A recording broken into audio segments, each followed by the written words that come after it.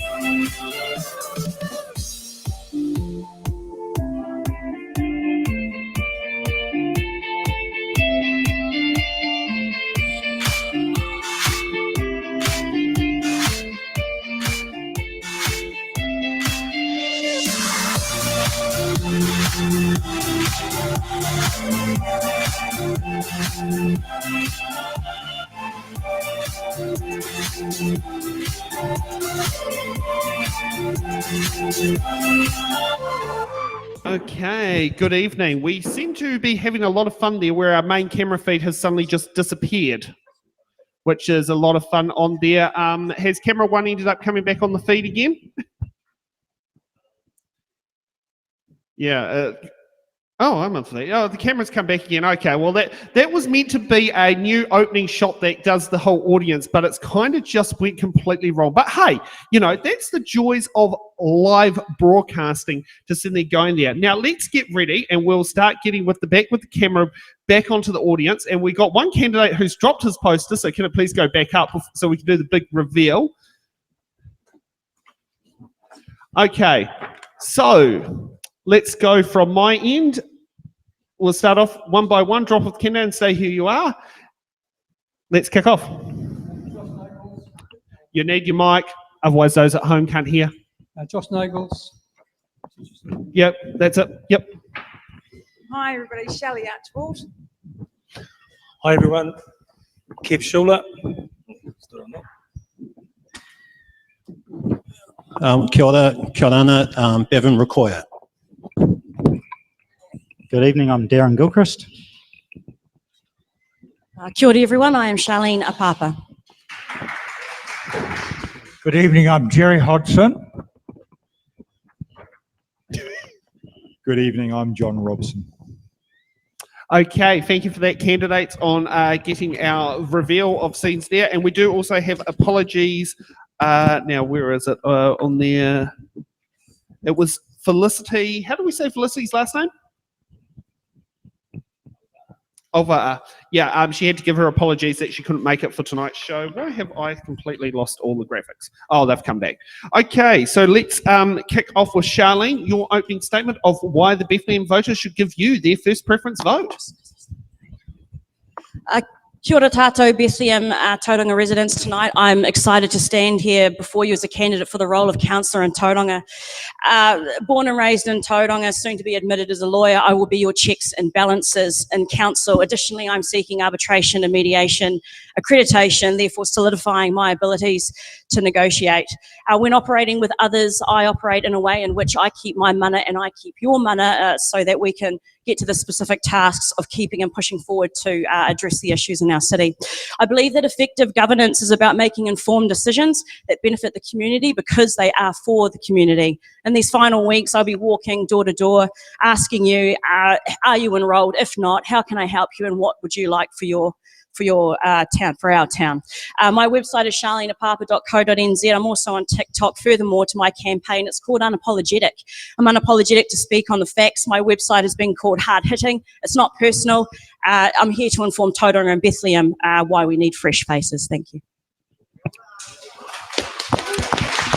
Okay, next up, Shelley. 1 minute opening statement. You do need your mic. Growing and changing rapidly, Tauranga is a nationally important metro city which has a significant port, and it also has increasing diversity and growing culturally. So I think we can all agree on that. Since I care really deeply about our city, I truly believe that all residents, no matter who you are, where you're from, what you do, or where you live, you deserve a high-performing council that can be trusted to exercise good governance, to address our current issues, and for future generations be future-ready. And our councillors need to be principled, they need to be smart, and they need to be team players, prepared to work really, really hard to achieving the wider vision for our community and our environment. Because that's how stuff gets done. And that is why I'm seeking this role, essentially, to do the people's work. We all deserve a city that we can be proud to call home. And because I'm just a tiny bit competitive, it would be pretty cool if we were the envy for the rest of the country as well. Thank you. Thank you for that. And next up, Darren. Good evening, I'm Darren Gilchrist, and I'm standing for council because I believe in Tauranga. Tauranga is an amazing place to live. I love living here, and I can't actually imagine living anywhere else. And we deserve better. We deserve a better council. We deserve better mayor. We deserve better councillors. We deserve better decisions. I'm standing on 3 principles: prudent spending. This current commissioners, they have spent too much money, they've committed to too much money, some of the decisions have been absolutely shocking, and we need to restore democracy to Tauranga. I'm also standing for solutions. We need to be solutions focused. We need to have a group of people in council who are willing to work together for the best for Tauranga. And lastly, I'm standing for investment in core infrastructure. We need to focus on, the city is growing, and we need to focus on doing what is right to make sure that Tauranga is ready for the continuing influx of the people who start to realise that Tauranga is the best place to live in New Zealand. Next up, Gerry. Good evening, Gerry Hodgson. I'm an architect and an urban planner and a conservationist. I've already served 2 terms on Tauranga City Council, each of 3 years. I enjoyed the work. I was a good councillor. I achieved several major initiatives. I'm experienced. I ran a successful business here in Tauranga for many years, and now I'm retired. I have technical knowledge, and I have the time, and I have the energy. I got on well with council staff, and will do so again. I want to be part of a successful, energetic council and to cooperate with technical staff to achieve success. Okay, next up now, just want to get it correct, it's Jos? Jos, yeah. Jos Nagels. Yep. I've been resident here in Tauranga for the last 45 years. I worked for many years in the civil engineering department of the councils and Ministry of Works and consultancies, so I'm very familiar with infrastructure. My thing is not repeatership, leadership, not repeatership. What we're doing now is we're just repeating what's been going for the last 70 years, and it's not working. We're just setting ourselves up to be in a trap like Auckland has got, and we need to act now to change the way we think. And one of the main things is climate change, which is going to affect all of us. And we have to make the city resilient and also adaptable for future generations. Now, one of Tauranga's greatest emissions, 80%, is transport, and that really does need a review. Housing is also a big part of it, so we have to think of cities that are world-class examples and make Tauranga to lead a leading to follow. Thank you. Next up, Bevan. Thank you very much. Good evening. My name's Bevan Rakoia. I'm from the Cook Islands, but born in Tauranga. Grew up just down the road at Juliet. Went to Otamata College, had my intermediate, and went on a bit of a career international. So, look, I think in the few not too long ago anyway. So, you know, I think the city's it's amazing. And I love Tauranga. I mean, I take the kids to hockey, you know, take them to school, take them just and off to sort of Rotary and doing some other public events. But it's, you know, I do understand the issues that we have in our city, transportation, and especially through having a small business like that our family does. It's been really hard, and I think we will find a way to get through and mobilise the city. So thank you. Okay, next up, John. Hi, I'm a bit worried. I think I've come to the wrong meeting because I haven't heard anyone mention the ward of Bethlehem at all. And I understand this meeting is about the Bethlehem ward. For the Bethlehem ward, I've lived here for just over 20 years. I'm worried about Bethlehem for some of the same reasons I'm worried about Tauranga, but specifically Bethlehem. What's going to happen with Parau Farms over the next few years? What's going to happen with Ferncliff down the end of Cambridge Road? What's happening in Smiths? What's going to happen to the traffic on Moffat Road going past Bethlehem College? Why doesn't the Bethlehem ward have the share of amenities that wards like Papamoa have? As a Bethlehem ward representative, I will advocate for Bethlehem. Thank you. Okay, Kevin.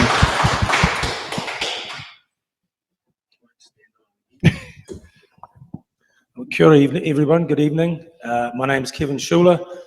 I have lived here in Bethlehem for just over 20 years, raised 5 kids here with my wife, Michelle, and yeah, really love this place. I love being in Bethlehem and the greater city. I am here standing. I'm going to ask for your vote tonight. I really want to see Tauranga go forward. I'm a big believer in Tauranga progressing, Tauranga becoming one of the best small cities in the country, if not the best. And we need a new group, I believe, of people to take us forward. So I'm talking about 3 things from how I will talk to you. The first thing is about teamwork. I think the council needs to be a group of people that can work together, can collaborate, and can make decisions together for the best interests of Bethlehem and for Tauranga. I think that's critical. That hasn't been done in the past, and it's a critical step. The second thing is around trust, to make sure that we manage the growth of the city properly. I've been in business for 20 years, in a... I have to finish. I'm going to have to talk to you later about what I'm going to offer you, but thank you for your time. I love that when we get to sit there and do it. Okay, now let's get around, and I want the camera on me, if that you can get that on there with the camera on the TV screen. The questions we think you'll be asking after watching tonight's show, let's bring them up on screen. Will we see a 4-lane car park in the place of a 4-lane motorway with a narrow 2-lane bridge at the end of it before leaving Tauranga? And will the Bethlehem suburb ever be a sister city with the actual Bethlehem where Jesus was born? And how many viewers will learn for the first time that Bethlehem is a suburb in Aotearoa, New Zealand? Because I do believe many people in our crew have actually learned that. So let's bring in Nick, who is going to be coming in tonight as our question host. And thank you so much for playing musical chairs on the job role. Not a problem, Sam. And I mean, looking forward to at some point soon, you're going to be sitting in this seat. Well, with any luck, I'll be right there. Sorry, things that happen when you're live on TV. Yeah, coughs happen. Okay, so here's this round here is where the candidates get to pick up box by box of what questions they want to do. Now, each candidate gets 1 minute to answer the questions, and for those who have been previous viewers of our show, each candidate gets 2 button questions. So if a candidate wants to issue a button question, they put their button card out, wait for the original candidate to finish their question, and then they also get 1 minute to do it. Limit to 2 buttons per question, otherwise we'll be here all night long. Going on that one. And also, if there is a very difficult question, there is a defer card, and they can defer it to another candidate that they may want to answer that question rather than them themselves, and they can sit there and do that. So so that's explaining for the general gist of how it's in the ballot works. So Nick, are all the question boxes sealed? Yes, they are, Sam. Okay, and we've got a random list order generator here, thanks to random.org to sit there and do it. Now, if you have any interesting questions and notice the Been Here logo in the background and see if it's in the ballot, should we just sit there and say, we've lost the It's in the Ballot cards, but as the owner of Been Here Limited, we had some. So, you know, I think it's quite a good one considering it's paying the bills. So let's sit there and kick off. Gerry, you get to go first. What box number? I would like box number 5.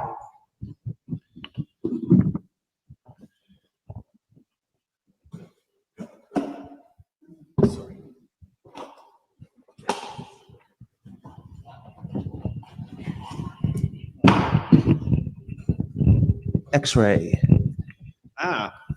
Do you support ratepayers paying for growth infrastructure? Can you tell me what question number that is? X. X-ray.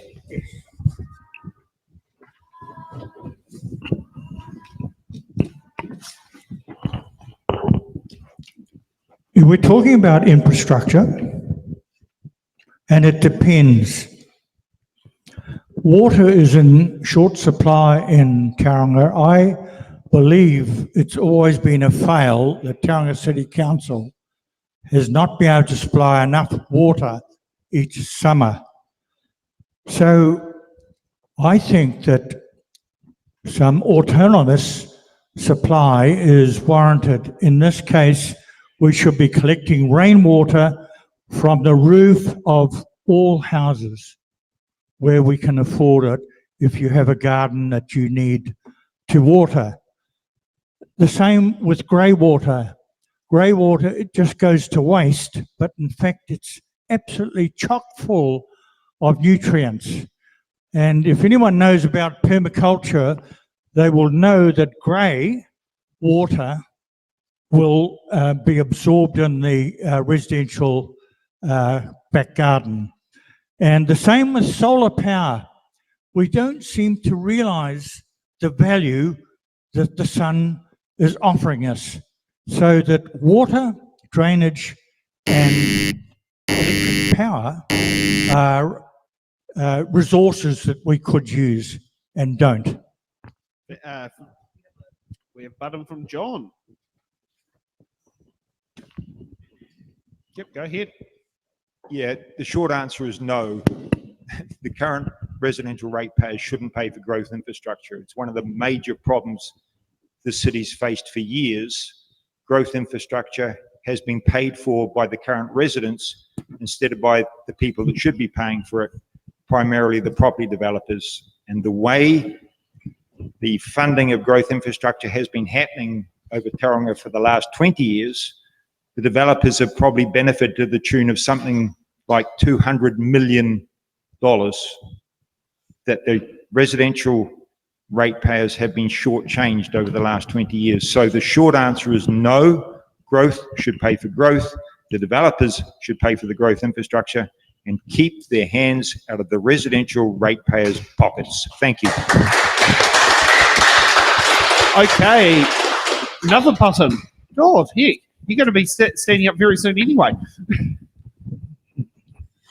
Ratepayers would be happy to pay for growth infrastructure if we enabled residents to thrive on their own land. 160,000 people in Tauranga with 57,000 homes. They deserve the right to grow and expand and to thrive unto themselves. So if ratepayers were assured that, they would have no problem paying for growth infrastructure within and external to their own properties. Nice, short, sharp and sweet. And Charlene, what box number?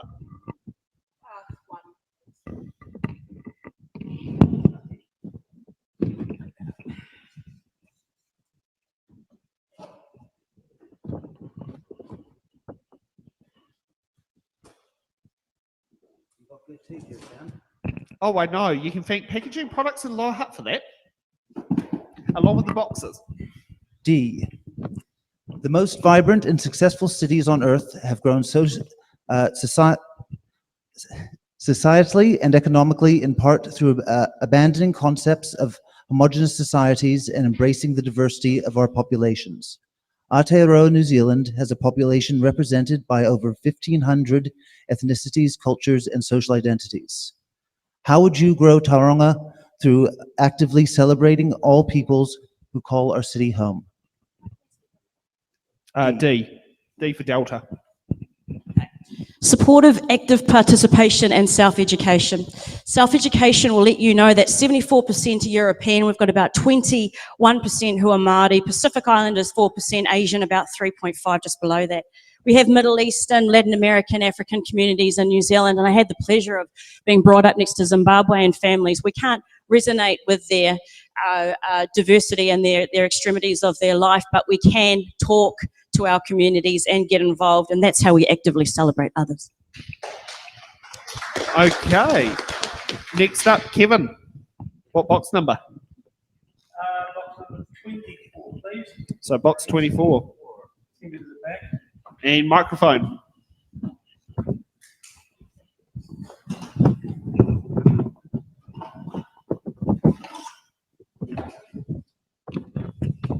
AB, Alpha Bravo. What is your position on fluoridating Tauranga's water supply?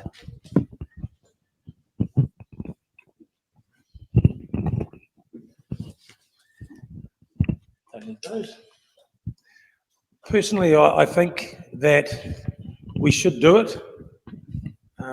There's a lot of people in the community that dental health is a critical part of our overall well-being. And so if there are people out there that are not getting the dental health and the dental care that they need from an early stage, Right. having fluoridated water will at least give that chance for good teeth and a good opportunity for health for those people. I know there's medical studies, a lot of work would need to be done to understand it exactly, but my basic position, if we could fluoridate the water, we will be helping the health of our communities, and I think that's important. Okay. Next up, John. What box number?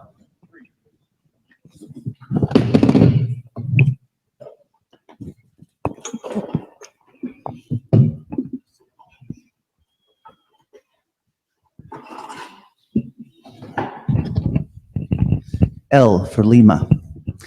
What is your strategic vision for Tauranga City? What will the city look like in 10 to 15 years' time? Tauranga is growing at, I don't know, 1.5% a year, maybe a little bit more. So in 10 to 15 years' time, it's not going to look that much different to how it looks now. It's going to be a similar size, perhaps, to where Hamilton is, or a little bit bigger than where Hamilton is now. Personally, I quite like the Mount Maunganui candidate, Garth Matheson's view of Tauranga, which is of a city of interconnected villages, joined up villages. I think that's a far more forward-looking vision than the vision of some people who want to build some sort of 1960s version of a city, looking backwards instead of forwards, where you have a big CBD full of tall buildings, often owned by finance companies and insurance companies and banks, and then a decay curve out to barren suburbs. So interconnected villages, not much different to how it looks now, but affordable, environmentally and economically sustainable. Affordable being critical. Thank you. And we've got a button from Gerry.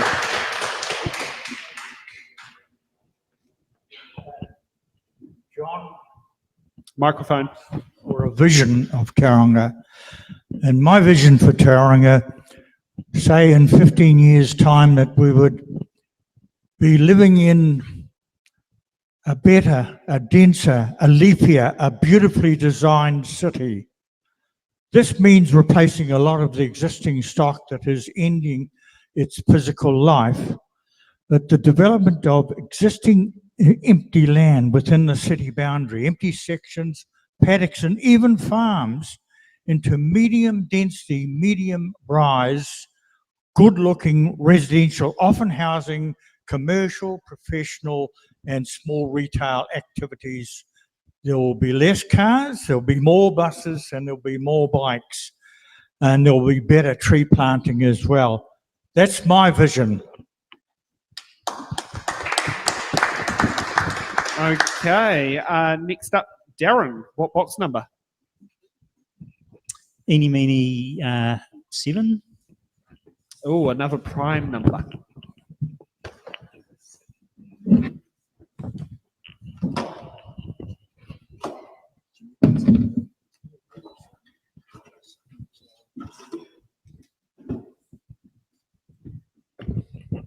V for Victor.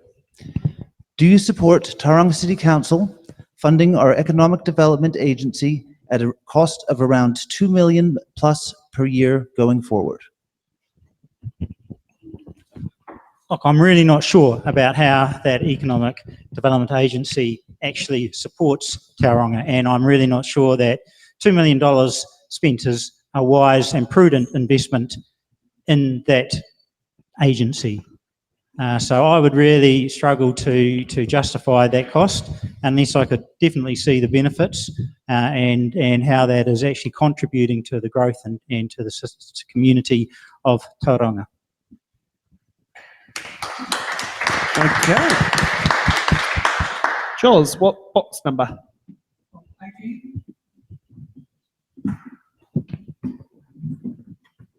God, we definitely got an eager one for answers.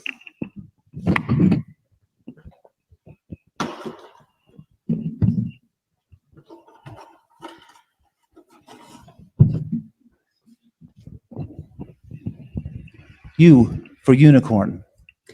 Do you support the planned 164% increase in rates over the next 10 years?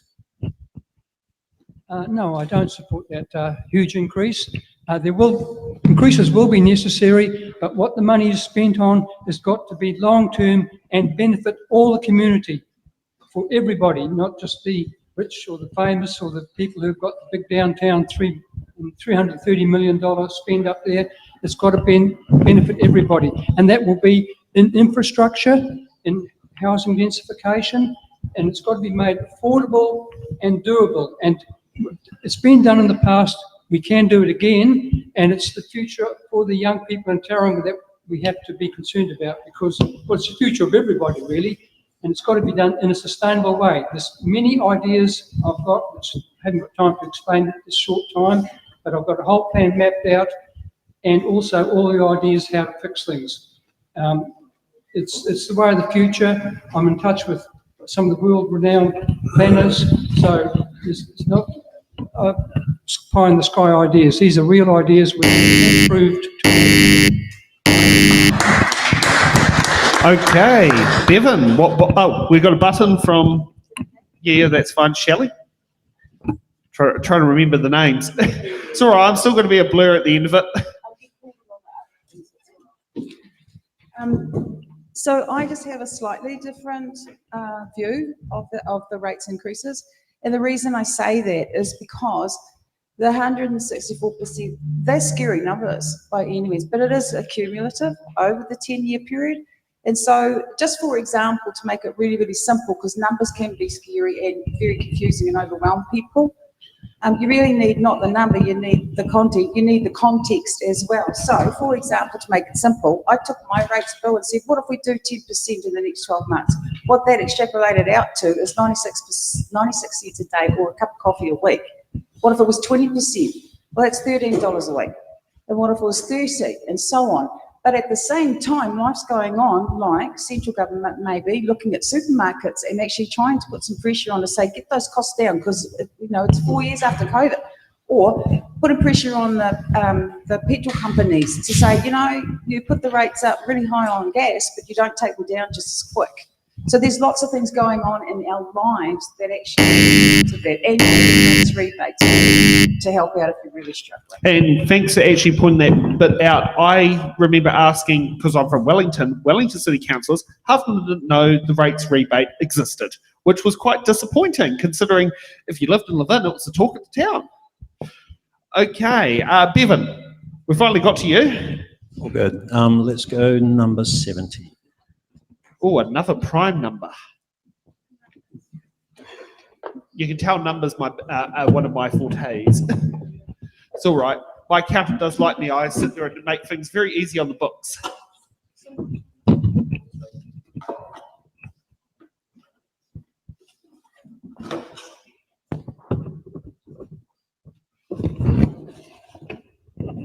W. So W for whiskey. Do you support funding the Civic Centre by the way of ratepayer levies and the sale of assets? The Civic Centre. I think look, I think I've just got to put my Pacifica and migrant lens on this question.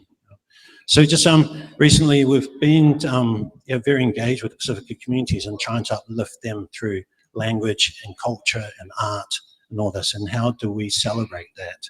You know, at the moment we're using these facilities like the Bethlehem Hall, like these the church venues, but the communities are growing so much that they need extra space.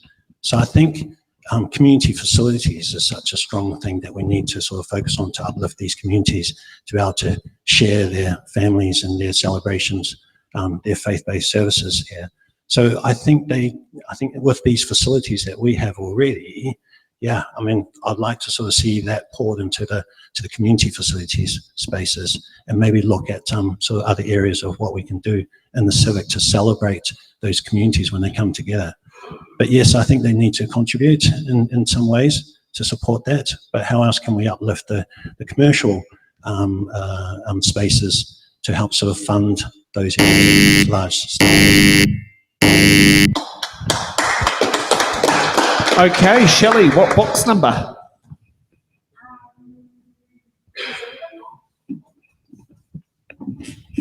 Right here.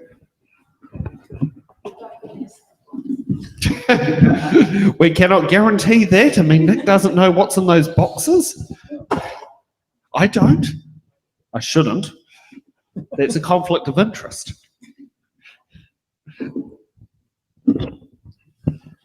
O for Oscar. Sorry, you'll get better at the phonetic alphabet. I'll get there. What will you do to improve the relationship between the police and the young people in our community?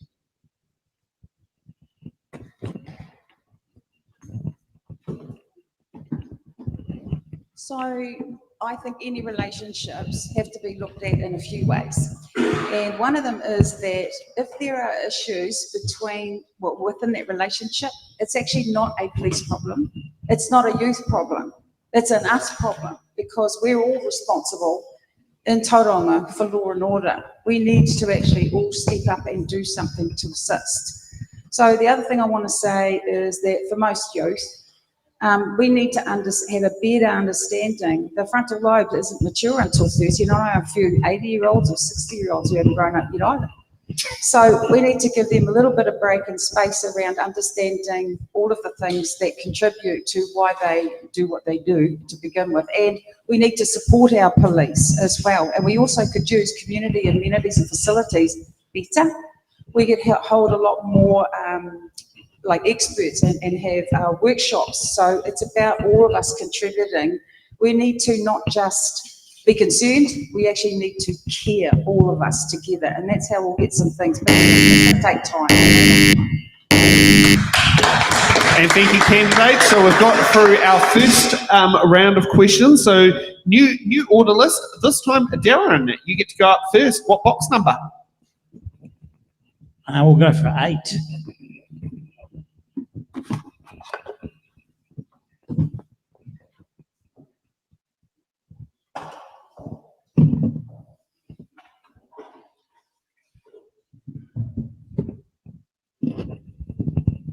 F for Foxtrot.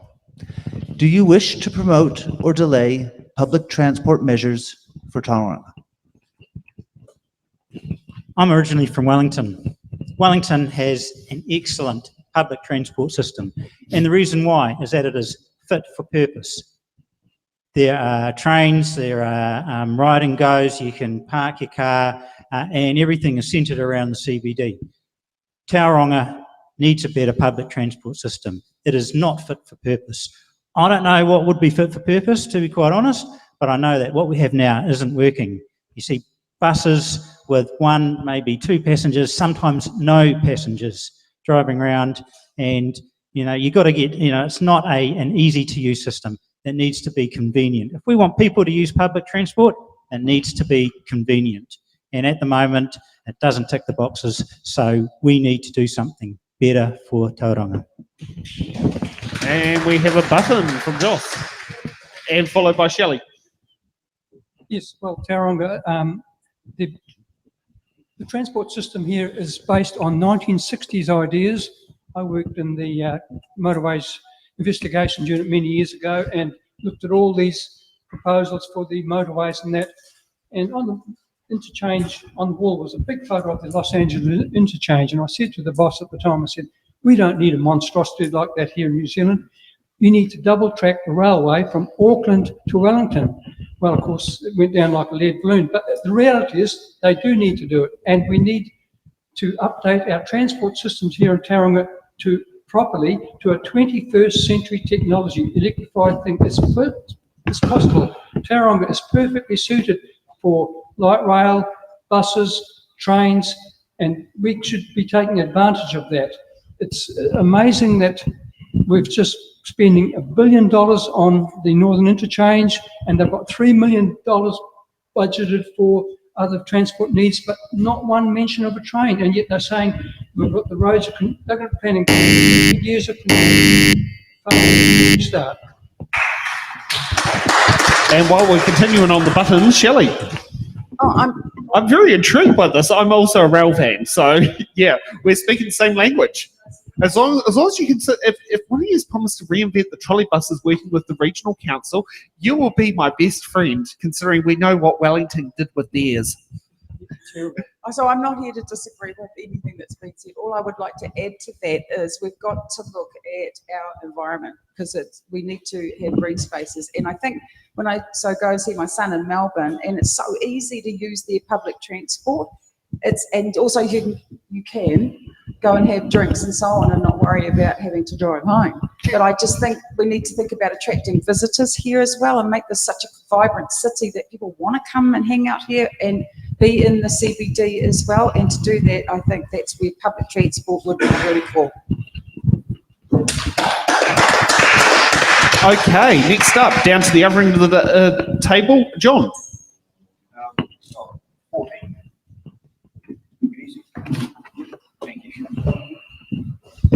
And I just realised I forgot to buy my lotto tickets.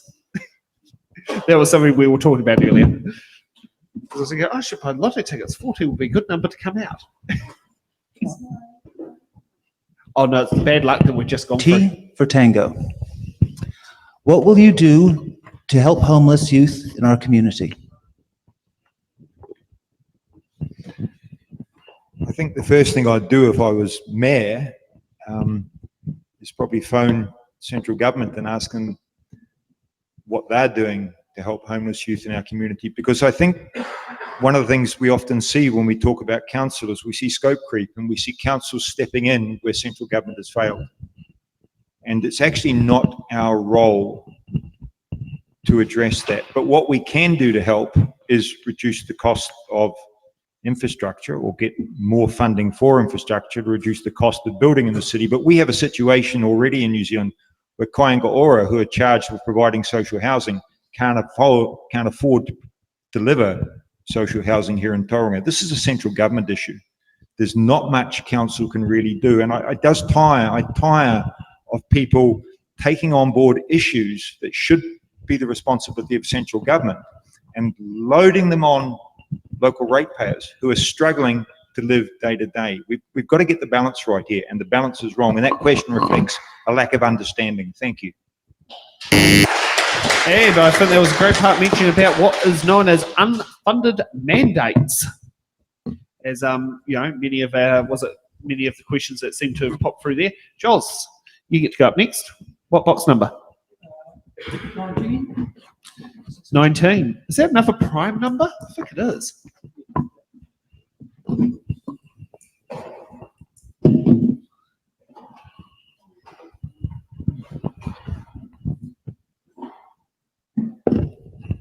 G for golf. Are you prepared to support unpopular but necessary levels of rate increases in order to ensure the financial viability of the council instead of voting for lower rates increases in the interest of your own re-election prospects at the expense of future councils being able to fund infrastructure maintenance and upgrades? Yes, I would be prepared to support what now appears unpopular, but in years to come, people will say, why did we wait so long?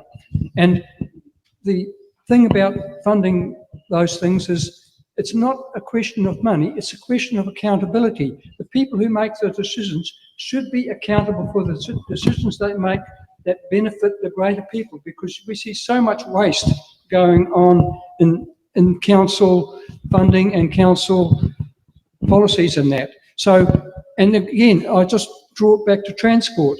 That's one of the major factors that a growing city has, and it's also homeless. Homes are also a thing. So you've got to create accessibility and affordability for job opportunities, for employment opportunities, and for the greater, better future of the younger generation, because they are going to inherit a city and they don't want a city that's unsustainable and polluted and noisy and even dangerous with Thank you. And we've got a button from, the name will get back to me soon. Kevin, sorry. It's trying to remember all the names. Yeah, look, I would support unpopular decisions as a council. If we have worked together collaboratively as a group and we're trying to grow our city, like I think we need to, and growing does come at a cost, but the growth is also designed to help people come here, bring in more ratepayers, and spread that load.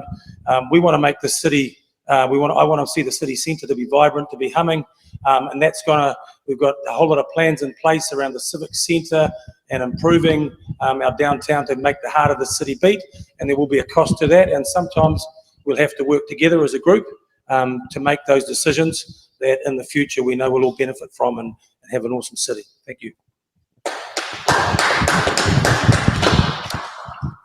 Okay, next up, Bevan. Let's go to the one next to John. What's that, 25?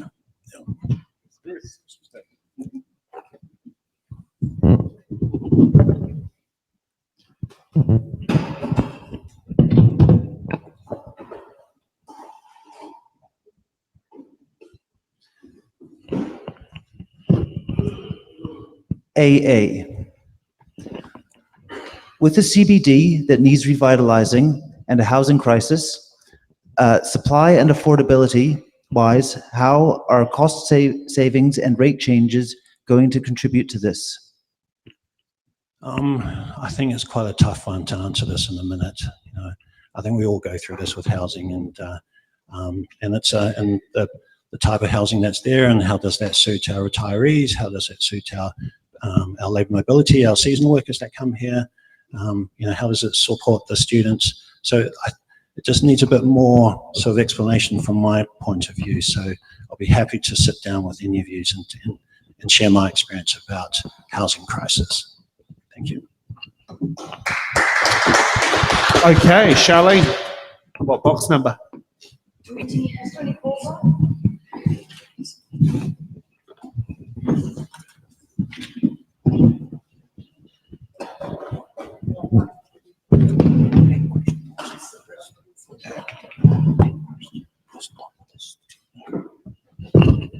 E for Echo. International studies have shown that an active appreciation of a society's diversity boosts both positive well-being and economic growth. Some might argue Tauranga City has in the past overly represented a specific demographic. How would you ensure Tauranga City Council actively reflects our whole society?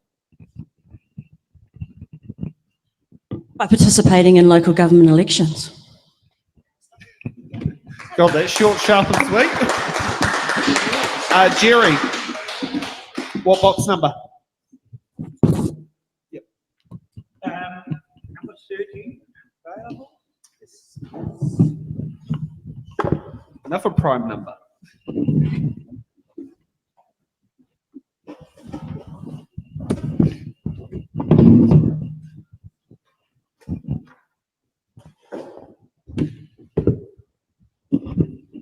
C for Charlie. In recent years, violence directed towards Aotearoa, and in this case, Tauranga LGBTQAI community has increased. Sure. Which candidate would you like to land that question on? Because that's your job. You get to choose. Just also let you know that was the way how the question was submitted by the member of the public. So who's all right. getting that question? Is you? Yeah, C for Charlie. Okay. In recent years, I'll start again. In recent years, violence directed towards Aotearoa, and in this case, Tauranga LGBTQAI community has increased, most notably with the destruction of our community's Rainbow Youth Facility in an attack.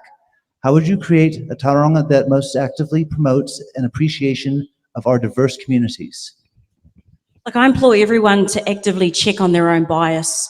I think bias is a natural thing for all of us, but I think it comes to a point where you come across situations in which you need to engage with other communities that are outside yourself. And I think if you've got that ability to do that, then we can embrace all diverse communities in Tauranga. Thank you.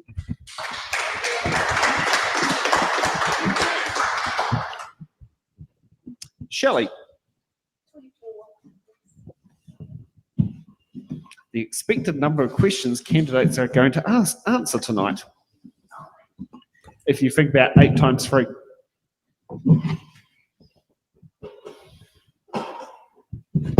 Remember what you did to the TV? There we are.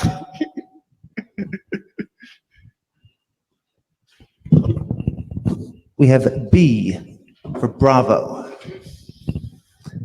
Aotearoa, New Zealand has a population represented by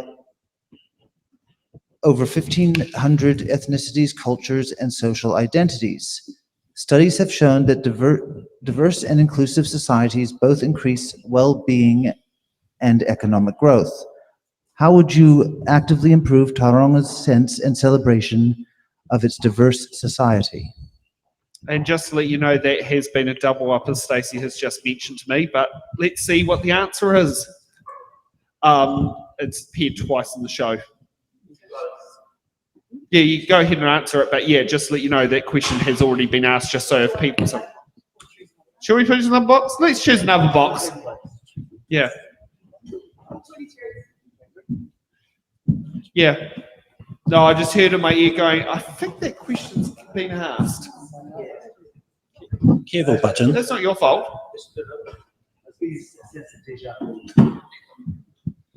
I think you and I are going to have to start looking at these question sheets when we get home.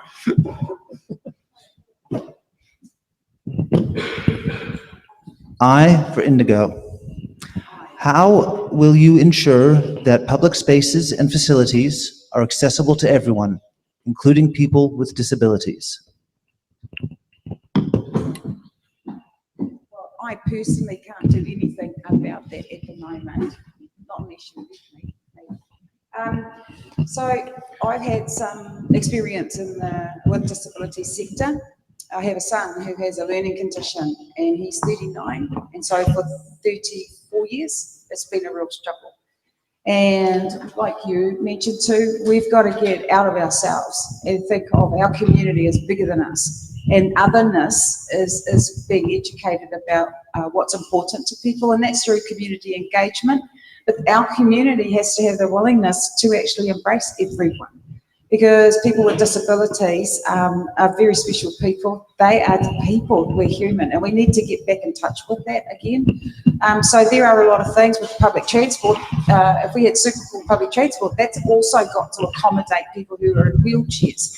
We've got an ageing population here, and not all of them can run around Daisy Hardwick. So we really do need to think about everyone in the community all the time. Use a button. I don't know whether it's a button, but it's definitely just an add-on from what Shelley was saying. You know, when you work with young people with disabilities, or you have members of your family that have disabilities, please don't park in the parking spaces. Oh, you know, that's a pet peeve of mine. It's a pet peeve of mine as well. I mean, it takes, depending on how many young people with disabilities are in your vehicle, if you've got 5 people, like I've experienced in a workplace in Wellington, where they've got 4 seat belts on the bottom, 1 on their body, that's 5 seat belts. It takes about 15 minutes to get in and out. So look, if you want to ensure public spaces for disabled people, just ensure that those spaces are free for those whānau to use. Yeah, just before we, oh, another button. Yeah, so personal experience, and again, just an add-on. You don't create a disability park by taking a standard park and putting a yellow painting of a wheelchair symbol on it. I have a van at my house that has a lift designed to lift my son into the van. It extends out the side of the van 1.5 meters, and I need another 1.5 meters to get the wheelchair lined up to get on the lift and inside. So yes, if we're going to do disabled parking, can we design it so it can be used by people who have vehicles that are designed for disabled people? Because at the moment, we don't. Thank you. Now, I just want to ask this here before we proceed. The current fine for parking the disabled car park is $150. It's been like that for a number of years. If elected to council, please raise your hand if you'd sit there and lobby central government to change the law to drastically jack up that fine to send a message. It is not appropriate to park in a disabled car park. Can we get a bunch of hands up, please? Candidates? Oh yes, police is one thing, but fine, so it's attractive to police as well. Because that's the other thing is, yeah, $150 is worth sending a parking warden, but if it was, say, $450, that's a bit bigger money coming in the pool for councils. Little crafty ways to bring in other revenue from rule breakers. I encourage that on bus lanes as well. Okay, Kevin, what box number? Number 15 by the looks.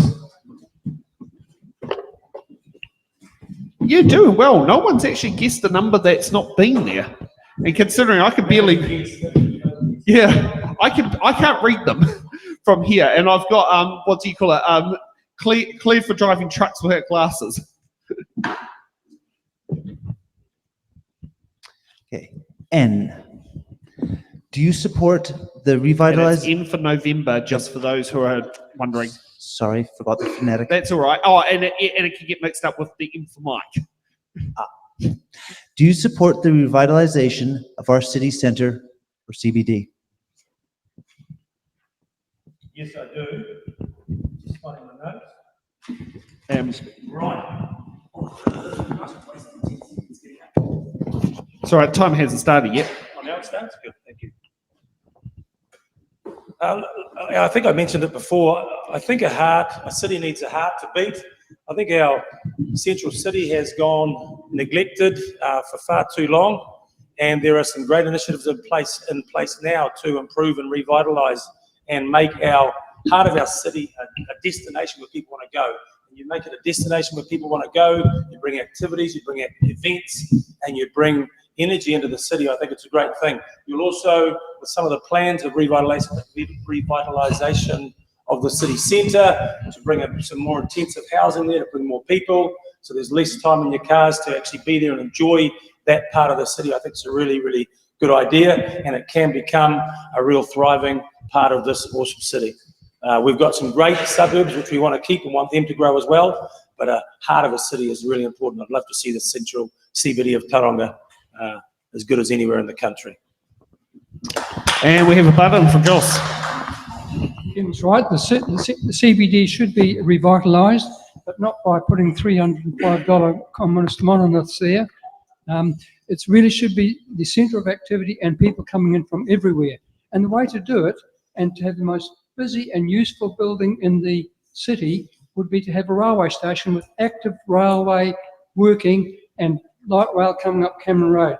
It would be a marvel. It would transform Tauranga. It would take Tauranga into the 20th century, 21st century. We can do it but we're prioritising funds on outmoded 1960s roads and motor highways, which will eventually bankrupt communities. We've got to think differently, and to the future, and to the future generations of the city who are going to be using these facilities. So first things first, access to the city, central city, and then you can have all your stadiums and everything, because people will be able to get there. At the moment, we've got bus congestion in the city with buses just clogging up the central city. It's just...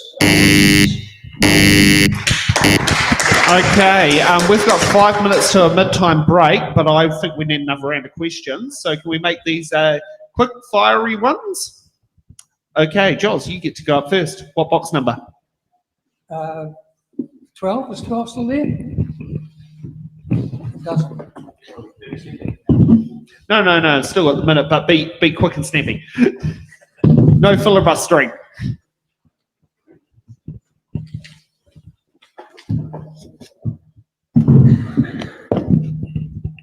S for September? Yeah, that works. Let's go with that. Sierra, thank you. How will you restore confidence with the ratepayers of this city? First thing we've got to do, any council has got to be unified and have a direction in which to go, and furthermore, be accountable for decisions and the money that they spend. So far, I mean, we look at Cameron Road, $110 million, not a heck of a lot of change, not a whole lot of new lights, new asphalt, and new paths, and a cycle lane sort of thrown in as a compensatory measure. But most people I talk to, they can't see any difference. They could have said, we could have left it very much as low and perhaps put a new pipes in. And now council are going to do a $200 million extension out on Cameron Road out past Greerton.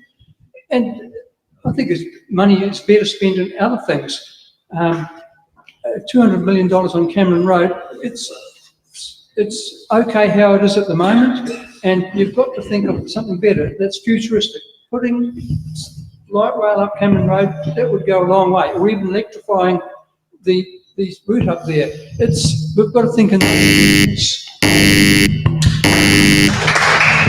Okay, next up. Quick. Go ahead.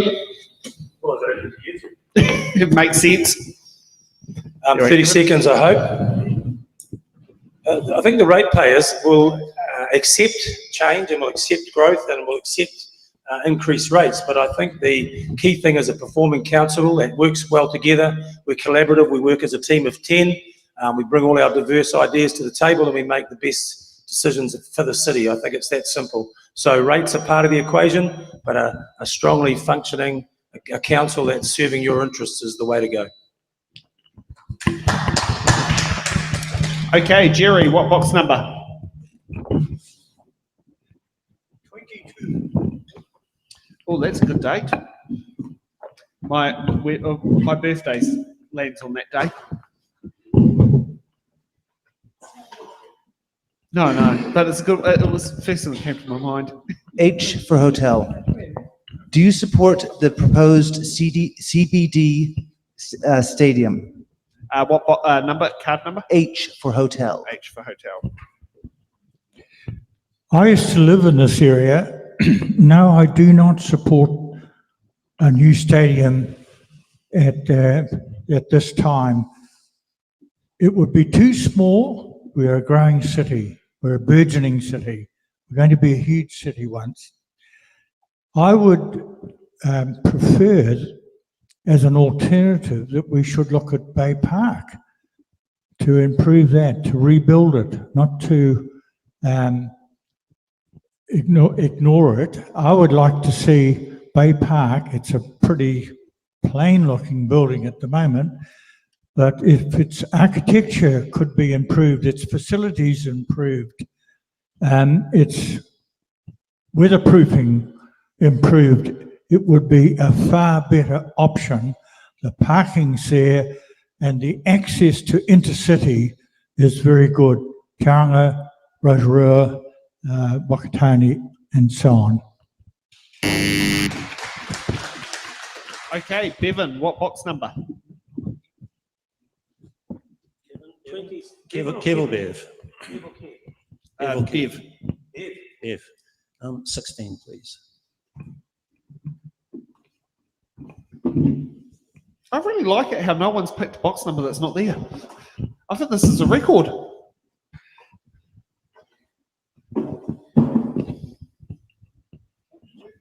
P for panda. Shortly, Tauranga City Councillors will be asked to approve a proposal for the installation of Rainbow Street art in the CBD. The aim for the project is to celebrate our rainbow community, acknowledge our wider diversity, and improve the vibrancy of our CBD. Would you vote in favor for the proposal? And if not, why not? Okay.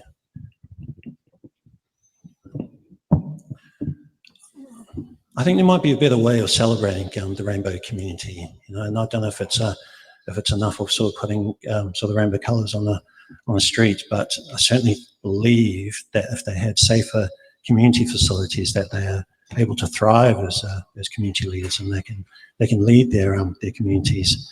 I think it's if we can find these safeguards for them to be able to enjoy that, then yes, I think we can celebrate it in many ways.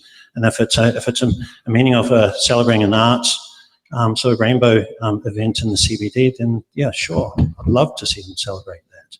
And it's probably a good thing for all of us to be able to go down there and engage with these communities and find out who their families are and what else and other needs do they have, and how can we support them, and what are those community facilities looking like. Next up, John. What box number? 27.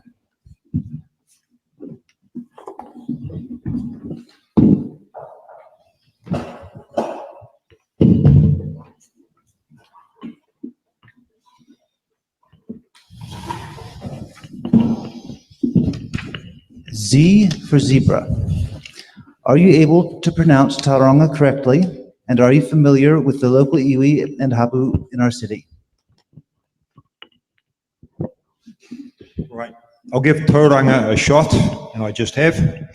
With regard to being familiar with local iwi and hapu in our city, not all of them, and not personally, but I'm aware that we have 17 iwi and hapu in Tauranga. I'm aware that we have 11 marae. And look, I'm going to open the question up because I've got an opportunity. It's my last chance.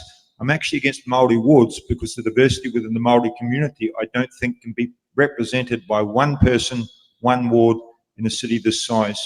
I'm in favour of going to what we used to have, was using the rangipu, getting all the representatives from all the hapu in a room and listening to it so you hear all the voices. I just sort of add that in. There's a bonus answer for you. Thank you. I love that answer. Okay, Kevin. 21. Please. The day that you find out the news.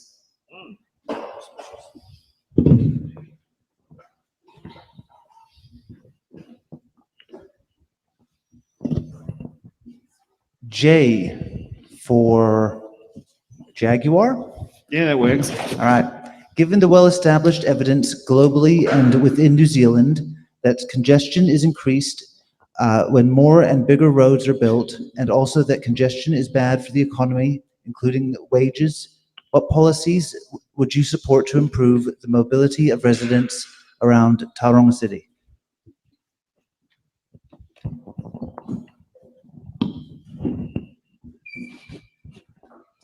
I think there already are some initiatives in place in the plan moving forward to increase intensity in certain areas. Some I agree with, some I don't, but in general, the more intensive housing you have in an area, the less travelling there is in and around with full services and amenities for those. So that's one part of the answer. I think every city is very, very unique in its own areas, and Tauranga has its own geography that makes it quite unique in terms of our long isthmuses and long distance over to the mount. And so we need our roads to be functioning, we need our roads to work, and we'll have to make sure that the people can get to and from all those great areas of our city. So it's a combination, it's a multifaceted approach. I think we do need to work on intensification in the right areas. But remember, there are roads in our town that have got potholes that haven't been looked after. So we have to make sure we go about fixing up what we've got, as well as improving the opportunities for transport right throughout the region. Okay. Are you trying to use a button card? I don't know. Have you used two? Oh, well, then you can't. Okay, Charlene. What box number? 28.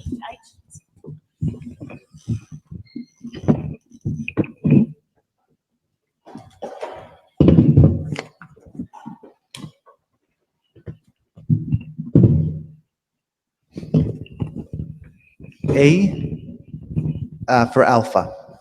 What political party are you linked to? I'm not linked to a political party at the moment, but I'm absolutely 100% here for Māori wards, and I absolutely fully support them.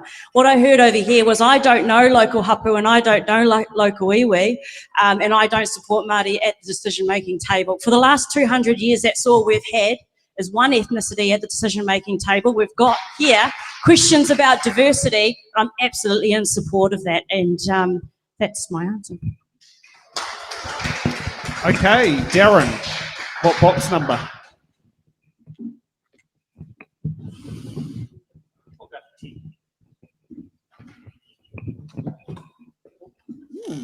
I don't think the tape was so strong after all. It might be easy to get it from the bottom.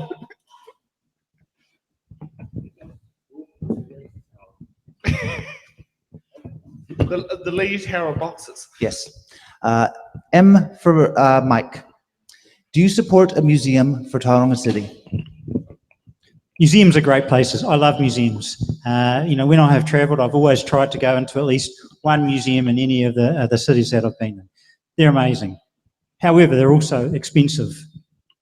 And while I support a museum for Tauranga, absolutely, it would be great to have one. Now is not the time. We don't have the money, and we need to focus on prudent spending, at least for the next 5 to 10 years, before we start thinking about an extravagance of having a museum here. And Shelley, what box number? At least it saves calling out a number that's not in there. Q for Quebec. What qualifications do you hold that would qualify you for councillor, and what skills have you got that ensure you will perform well as a councillor?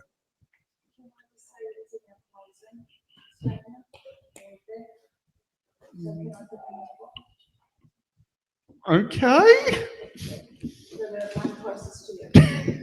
Thank you. That is a good point, but what technically qualifies you is 2 nominators and $200. That's all that qualifies you legally. Yeah.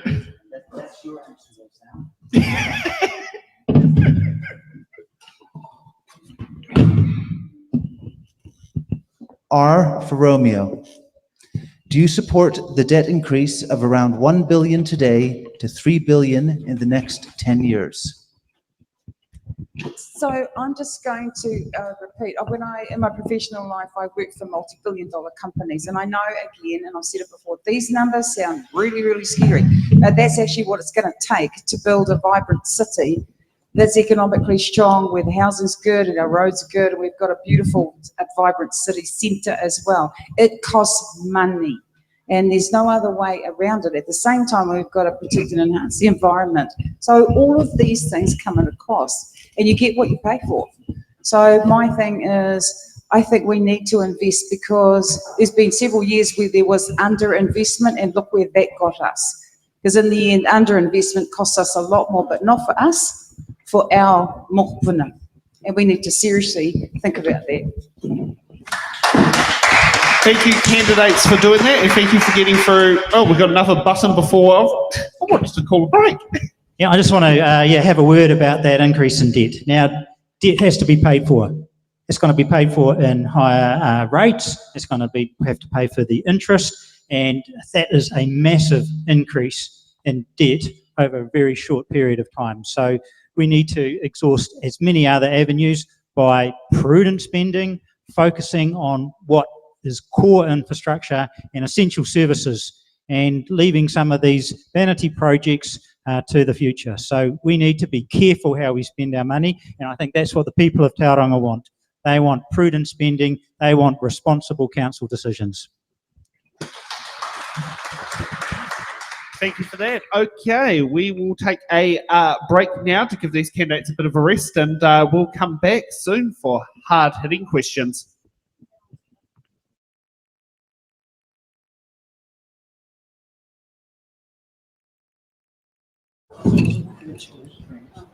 Okay, good evening everybody, and welcome back to It's in the Ballot. We had some very constructive conversations amongst everyone in the room, and I'm very pleased with it. So let's kick on for hard-hitting questions.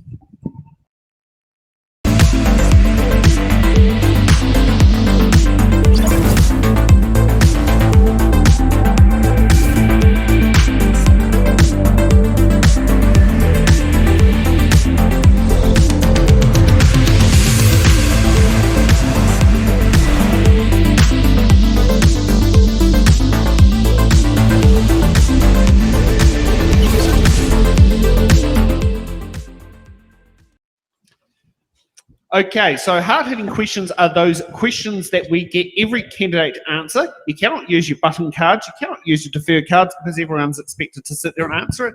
And each candidate gets 1 minute to answer the question. So let's kick off with hard-hitting question number 1. Do you support the Tauranga City Council's long-term plan 2024 to 2034? And let's kick off with John, because you get to go first this time round, according to the random order sheet. No, I don't. And when my website's launched next week, you'll see that the landing page starts with, I don't support this plan. Right. The Local Government Act is pretty simple. It's designed to allow democratic decision-making by the local community. Yeah. Our long-term plan, as gifted to us by this commission, right, does not have smart spending, it does not have fair funding, and it is not driven by democratic decision-making. It's a fail in all 3 of those respects. We're looking at the rates increases, that's already been discussed. We're looking at debt going from 1 billion just north of to 3 billion over 10 years. It is not sustainable. If we don't change it, people will be rated out of their homes. It must be paused. We must have a long-term plan amendment in, and we must have a council that's prepared to do that. Thank you. Okay, next up, Bevan.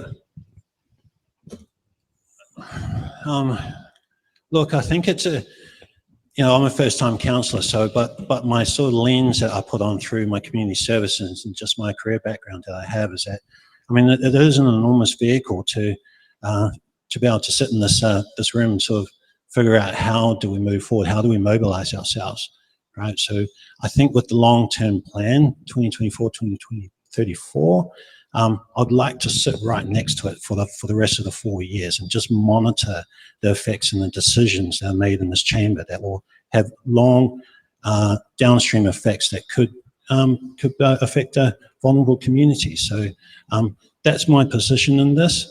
It's quite a bigger thing, but I do want to be able to engage with the Bethlehem ward at first and come in and sort of talk and discuss and be open, transparent and accountable for the decisions that we make. Okay, Kevin.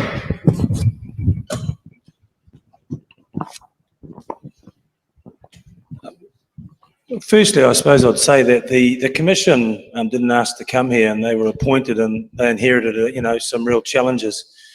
And so the long-term plan, they've made decisions, and they've made some hard decisions, and some that aren't popular. But what they've done is they've given us a roadmap, and they've set some momentum in place for Tauranga to change and transform and grow. And you're going to see that in the city centre. You're seeing that with cranes in the city centre to revitalise. So not everything that's in there we will all agree with, but there's been a path set, which I think is a good thing that the Commission has been able to do.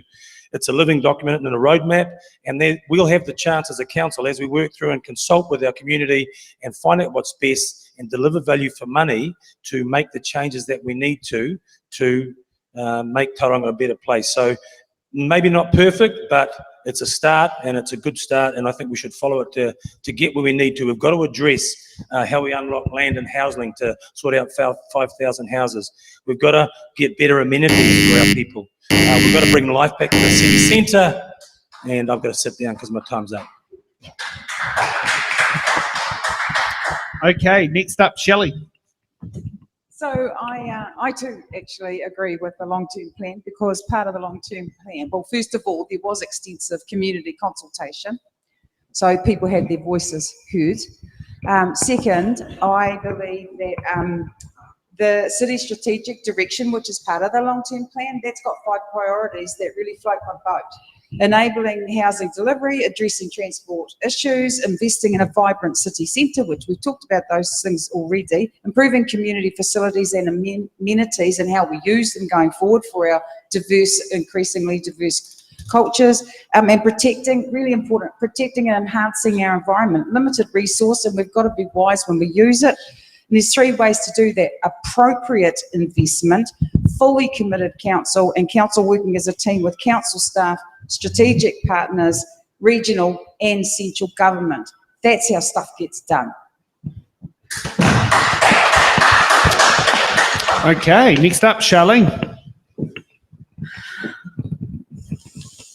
By John's words, the long-term plan is a gift from the Commission. So for Te Ao Māori, that is a treasure. So a treasure does change hands, and that means it can evolve. So for the long-term plan, I've had a look at it. The only discrepancy that I can see so far is the additional rates paid for new communities to enhance their surroundings, i.e. their harakeke. I want to see sunset clause on that. A sunset clause that says we won't pay too much rates all the time for additional support in its surrounding, surrounding flora and fauna kind of stuff. So yeah, I'm conscious of that. Okay, Gerry. Yes, I do support the 10-year plan. I've actually read it. It's 400 pages long. It's detailed. It's beautifully structured. It's amazing. Every project that they've anticipated has been analysed and costed, and funding plans are put in place. It's too detailed, I think, but it is, I agree, a good roadmap. And the fundamental thing about it is, first of all, it's required by the government for every territorial authority to have a 10-year plan. But secondly, this has been subject to wide public consultation, and a lot of the public thoughts and opinions have been built into it, and I understand it's just been released again with all those modifications in. Of course, plans can change. Your time has been used up. Beg pardon? You've used up your time. We've got a point of order for John.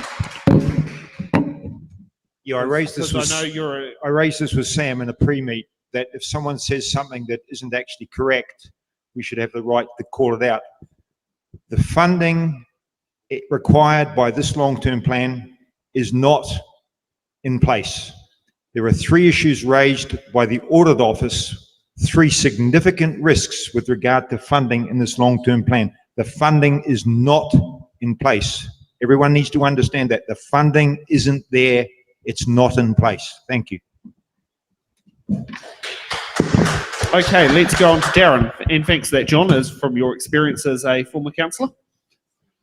I've written a heap of consultation papers and I've written a heap of submissions. And quite often when some party consults, they don't actually consult genuinely. And I think that's what's happened here with the long-term plan.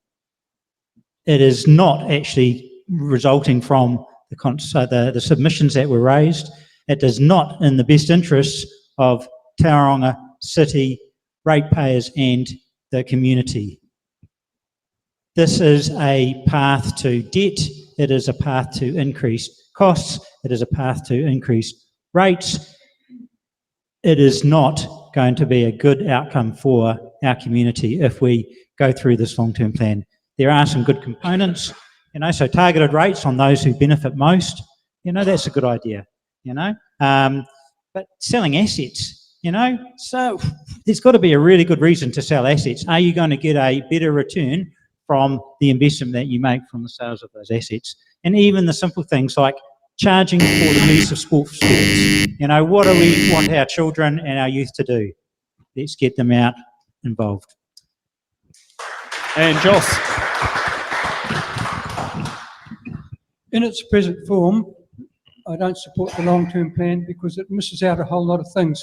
It's actually, in most of its concepts, it's already out of date when you compare it to trends that should be happening in New Zealand, and they're not. I've been to 3 or 4 regional transport meetings right back from 2018, and it's really just like being in the 1960s. They're not progressive at all. They just repeat what's been done in the past. I've put submissions, 3 or 4 submissions into the long-term plan. It didn't change anything. It didn't even get a mention of what the long-term plan is almost corporately predetermined to benefit the big multinationals. And it's not there.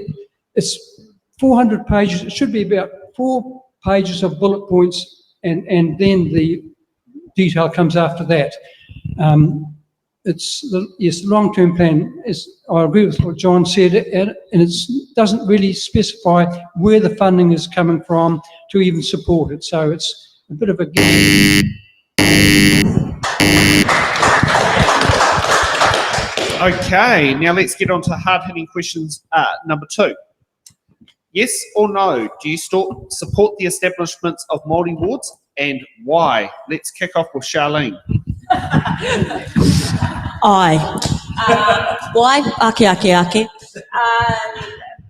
Look, I support Māori in decision-making tables. It's simple.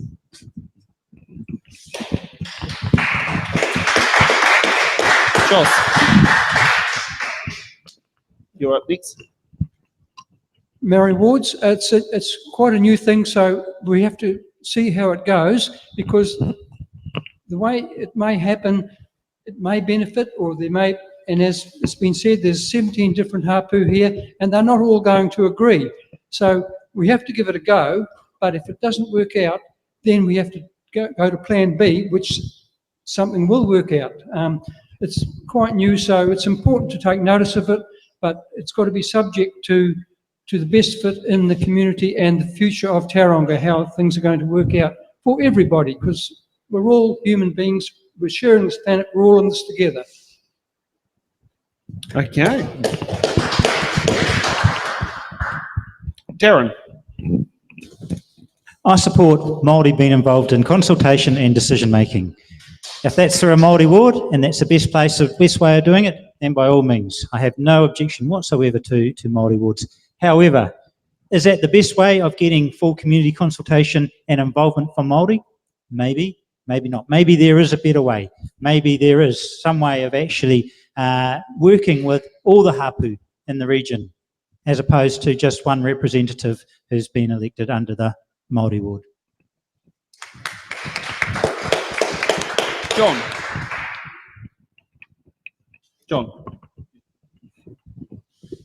Oh, it's nice to get a second bite of this one. I think that's exactly where I said. I think there is a better way of doing it than a single Māori ward.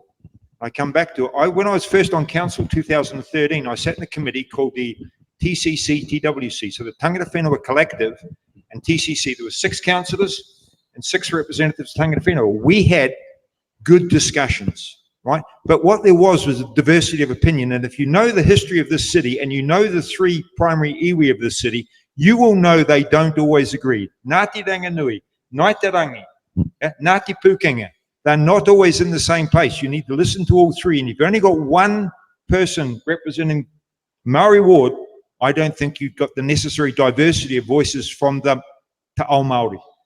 Yeah, so there's a better way. Māori ward isn't it. Shelley.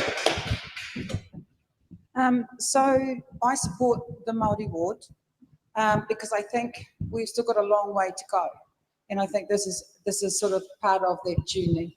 So for me, just on the legal side, Māori wards are one avenue through which councils can uphold their responsibilities, statutory obligations under Te Tiriti o Waitangi to include Māori in decision making. But what I do have an issue with is people talking about Māori, about what Māori want or how Māori decide or how Māori can't agree. And I actually have an issue with that, because if we get out there and engage, I think the question is, what do you think about this? What do you want? That's really the voice at the table, not just having a seat at a table. Okay, Kevin. Yes. No, that's the next one. Look, I'm not Māori, and you know, for me, I'm not sure what right I have to say what is of significance to Māori or what isn't. And really, I'd like to consult and ask and find out from the Māori, the iwi, the hapu of this area, how they think the Te Awanui Ward is going to benefit them and their people and their voice. I think that's an important question to ask. But I will say we've got a unique situation in Tauranga over the next 4 years because we have the Te Awanui Ward as part of the council. And so we all need to get to work together. We need to debate, share ideas, and that's natural as part of democracy, that we have opposing views and that we respect each other's views and we work again for the best interests of the city. And so we have a unique situation, and I hope we take it by the horns and do the best we have with it, and we get the best results as a group of 10 for the community. Okay, Bevan. Look, I think it's an important seat to have, right? I mean, it's an important lens to have a clear understanding of this land that we borrow from our children, right? We have the capacity to be able to go out and fish, with the capacity to be able to go to schools, go to these sports and shared facilities, but let's put a cultural lens on that, and like, what can we do in our designs for community facilities, or what can we do in our language, and how do we get from Bethlehem to the Mount Maunganui? If we want to be able to engage internationally and to be able to share sort of Māori views of what we stand as New Zealand, and if we can support the Māori youth and try and enable them to know how to use these facilities, to know how to share their language, yeah, I mean, absolutely, it'll be a nice lens to have. I mean, I support John's idea about trying to uplift the youth in our communities. I mean, it's fantastic. It's a nice way to be innovative, be entrepreneur, look at what we can utilize on the land to drive economy. I'll speak more to it later. Thank you. Okay, and Gerry. I personally do not support the establishment of Maori wards. Most of the issues are about planning or finance and so on, but that's a personal view. What I would support would be, I think, a referendum to settle that matter. That's all I need to say.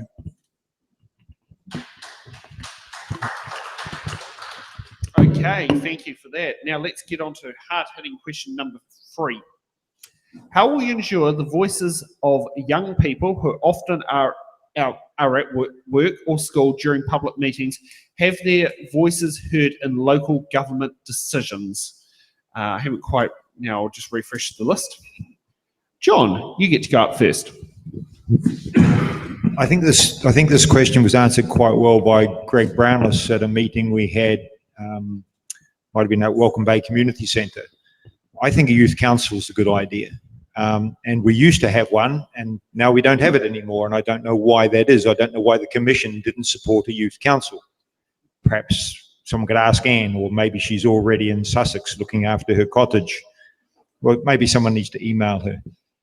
That's certainly one way of doing it. I think you've got to avoid being patronising. The other thing I think we need to do is we need to get into civics in schools. We need to start taking civics education to schools, because in my experience, most people don't understand the relationship that they have with local government, with regional government, and with central government. And because they don't understand that, some of them have expectations that are not met, they get disenchanted, and that's one of the reasons we have the voting turnout we have. We're going to struggle to get 50% in this election. And that's an indictment on everybody responsible for civics, from central government right down to local government. Thank you. Okay, next up, Kevin.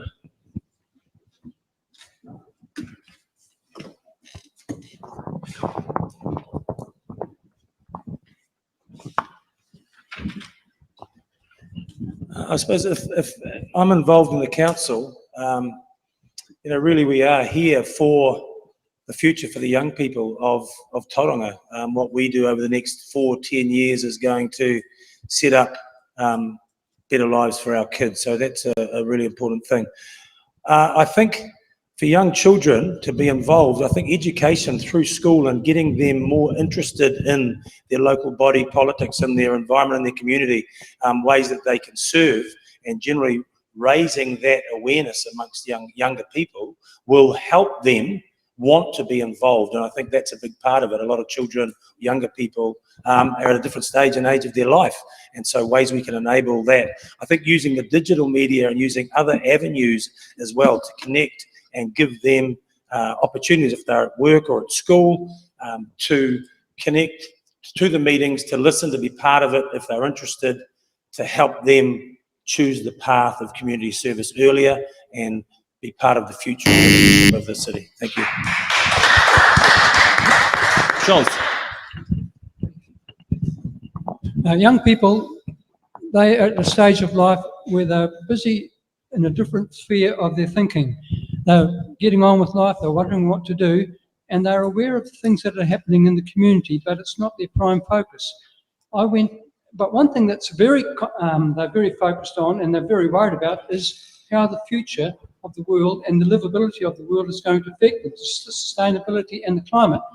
I went on the big march, climate change march in 2019, when they went through the central city in CBD and they had a big rally, and I gave quite an address to them. So they are aware in that respect, and they expect us older people or seniors to them to think of them in our actions and decisions that cater for the future, because we were once young, and our people in front of us, they were wanting the world to be a better place for us, and now it's our turn. It's everybody's turn. Everybody's responsibility to ensure that our future is sustainable. Gerry.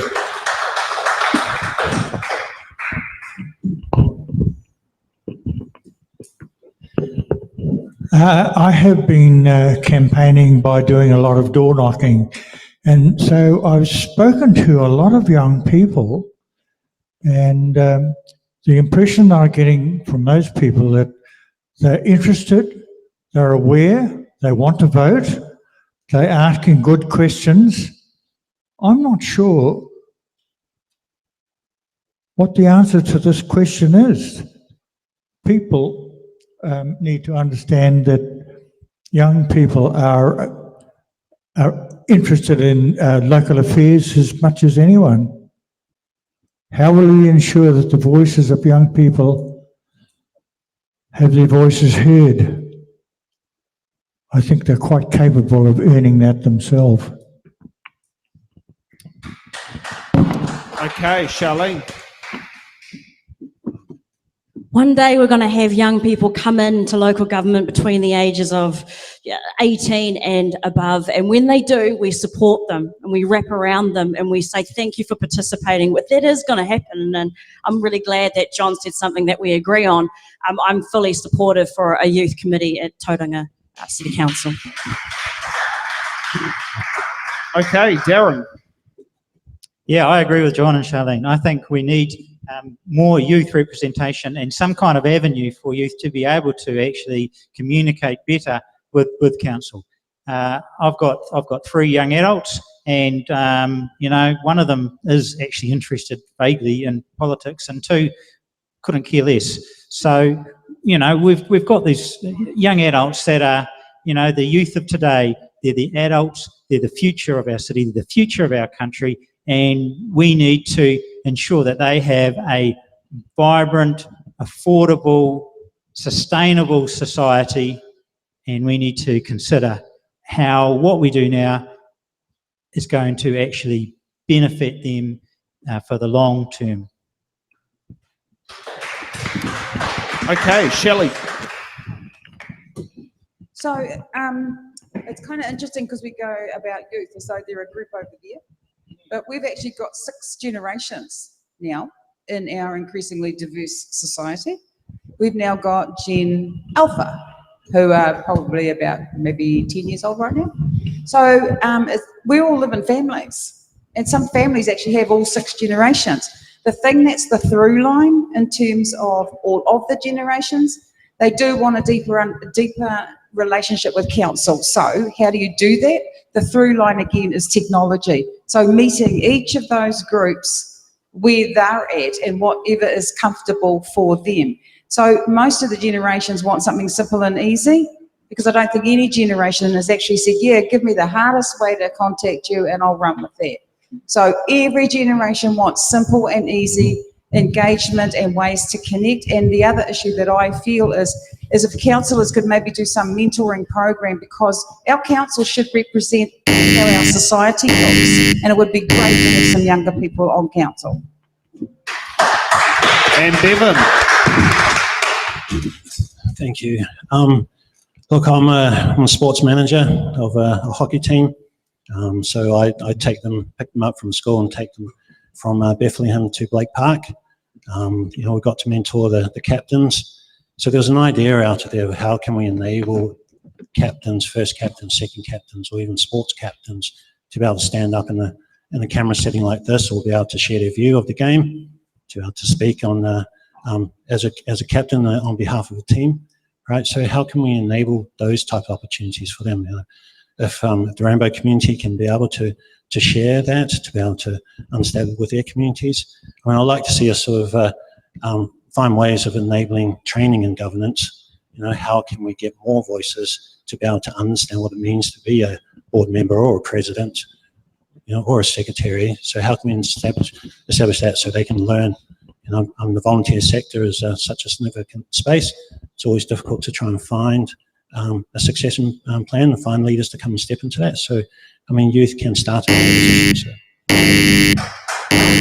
Thank you for that, and I certainly can definitely relate to that. As my first time voting in 2010, I knew the voting system STV, but I had no clue who the hell was the positions below the mayor. So I know exactly what it is about civics. We need to teach people more, and ironically, I'm now running a show that literally helps provide that information out there, including, how to do STV for voting. That's something I've been doing was at least 12 years now. So it's for me, it's second nature, but I do know different areas have different things going on there. So now let's get time for closing statements. Candidates get 1 minute for that. Charlene, you get to be first on that list. Papa, not Zeta Papa. Anyway, that's all good. Vote for me, Bethlehem, because I've knocked on your door, because I've dropped off a pamphlet, and because you know what I'm about. It's a beautiful thing to actually sit here amongst people that love Bethlehem as much as I do. And I don't have to be at their back doorstep to actually love Bethlehem. We are an awesome place. And, vote for me, number one. Come. Okay, Bevan. Thank you very much. Thank you all for coming. It's a bit cold in here, but I think we had sort of greater facilities that we're always invested in, so we can do opportunities like that and share spaces like this together. I think we can do that more, whether it's through a cultural lens or whether it's through a sports club, or whether it's just for faith, to celebrate this hall as a church service. It's all great. And so can we have more spaces like Bethlehem Hall that we can integrate into our schools? Can we integrate into the CBD experience? Can we integrate into other wards? Yeah, sure. I'd love to invite other wards to come and share this facility, and I think that's good. That's good for us. So we can share ideas, we can be innovative, we can talk about our issues, and then we can solve these long-term planning for our children together. Shelley. Yeah, I know. It gets around here quite quick tonight. Microphone. My professional life has been long and varied. For most of my career, I was a senior executive for multi-billion-dollar companies, and one role had a portfolio of $500 million to manage. When I left corporate, so what does that mean? It means leadership and financial acumen. When I left corporate, I went back to university. I did a Bachelor of Social Science, and then I started a Master's. While I was there, I actually ended up tutoring, as well as was the first person appointed to do Māori student development. What does that mean? Well, it means that I can think. I've been a business owner. What does that mean? It means I get the challenges for business. And in the last 2 years, I did census field testing, managed teams for Census Live, I did the general elections out at Te Puna, and I also then decided to go and do secondary school supervision. So none of those roles I'd ever done before, so I'm up for the challenge of a new role. And probably because I'm going to be running out of time, I just wanted to say I've had a lot of awards, but all that stuff means I've had the intellect and the capacity to do the councillor role to a high standard, and you deserve nothing less. Okay, next up, Jos. I've been a civil engineer for quite a lot of my career, but I was brought up on a farm, so I've got a broad spectrum of how society works in the country, in the cities, and in urban areas, suburban areas, and that. And with that experience, it gives you a very good basis of making judgments. And of course, life experiences count for a lot of that. One thing we've got to realise in Tauranga, one of the most expensive forms of human habitation is urban sprawl, and that is one thing we've got to fix. In a growing city, accommodation, housing and transportation are vital elements to make a city run smoothly and be attractive for people coming to the city. I have a vision, and it's not outrageous, it's been done in other places of the world which we can copy. We don't have to reinvent the wheel. It's perfectly possible. We can do it. We must. Okay, next up, Darren. We've had the commissioners in charge for too long. We have the opportunity now to restore democracy to Tauranga and make a new start. We need a council that is solutions focused, that is willing to work together for the best outcomes for Tauranga. Please make sure you vote. Please make sure you vote wisely. Please use your 1, 2, 3, 4 ranking system for your single transferable vote. Just go out and vote. Vote for me. Vote 1 for me, vote 2 for me, vote 3 for me. I actually don't care, but please vote. And if you can vote for me, that would be just great. But I am solutions focused. I am committed to prudent financial management, and I am committed to making infrastructure a positive outcome for Tauranga. A vote for me is a vote for positive change, a vote for a vibrant, affordable and sustainable city. Gerry.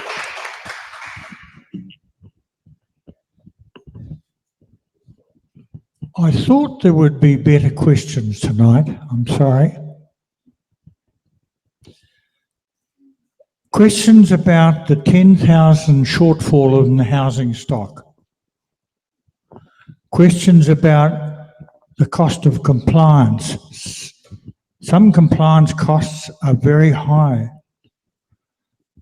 About pollution. And my solution of pollution is to plant 100,000 trees as carbon capture. About sea level change, about climate change. Nevertheless, I have enjoyed the session. Thanks very much. It's in the ballot. I congratulate you. Thanks very much. But I have enjoyed it. Civic matters to me are enjoyable. That is why I want to join this council. I want to be on this council. I enjoy it. Okay, Kevin.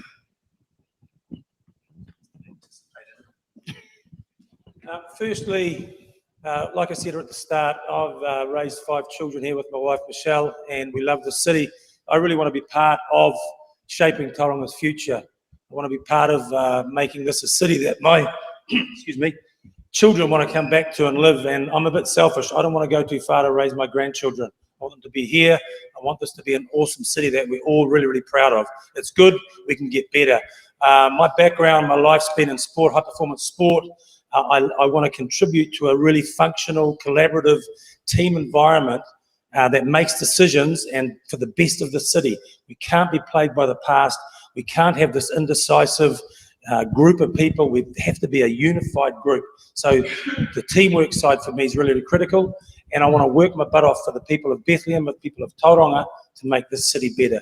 It's really simple. And I want to use my business, my background in farming and business to really make sure that the decisions we do make are well considered and they make sense for us to grow this community smartly and in the right frame with the right use of our money. Thank you.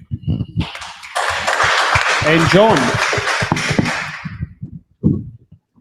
Yeah, thanks, Herb. I nearly got a full range of zeros. You're the only person that actually mentioned Bethlehem, just. I'm standing here to be a ward councillor for Bethlehem.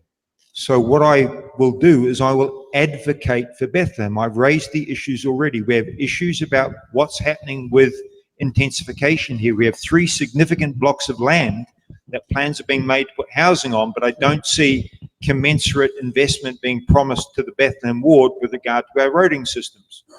And I do think there's a legitimate question for the people of Bethlehem to ask council with regard to the level of, or the lack of amenity that there is here in Bethlehem. The first and foremost role we have as advocates, as Bethlehem ward councillors, is to advocate for our ward. Above that, we have an obligation to make decisions in the best interest of the city, now and into the future. What I bring is experience and a skill set and a commitment to Bethlehem and our city. Thank you.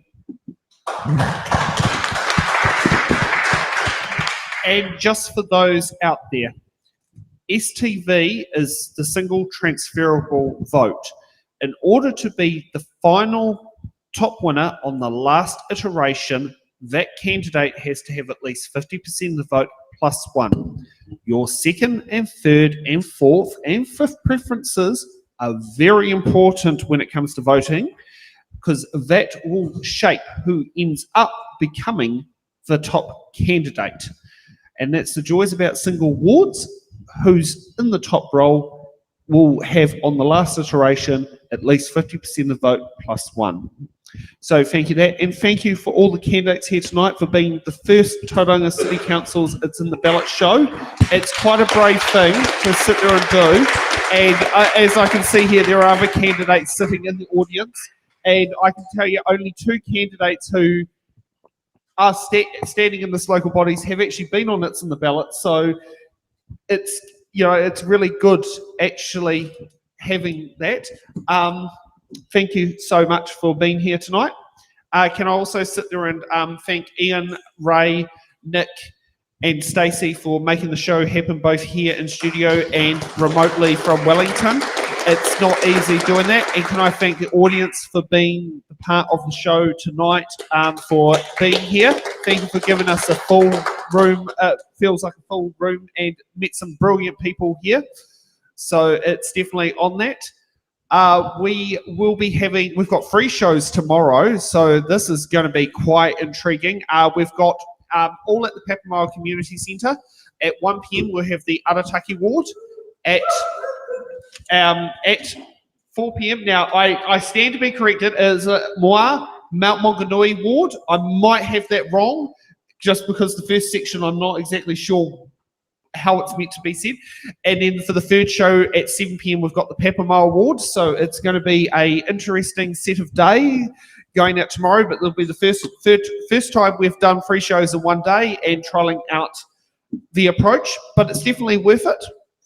And yes, if you want to sit there and do it. Now, just a little bit of a note, It's in the Ballot Productions is a unincorporated non-profit, so every small dollar donation goes a long way. You can donate on our, you can join our Patreon on there. I think, Stacey, you can also flash up our bank account number down on the screen there if you want to sit there and donate there. There's also on Eventbrite, you can do the donation tickets. They can sit there and go for there. And for those who are in here, yeah, cash, or we do have the FOSS machine from being here as well here tonight, since I've got 2 of them. So one's come up on the road with me while the other one's back in Wellington trying to sit there and bring me in some sales. So thank you for that. And we will see everyone back here at 1 p.m. Well, not here, at Papamoa Community Centre at 1 p.m. And anyone who's here, well, come along and join in. It's a very good time being here, and I very much appreciated everyone coming here tonight. So thanks for watching for those who are online and those here who are in studio. You have a good evening.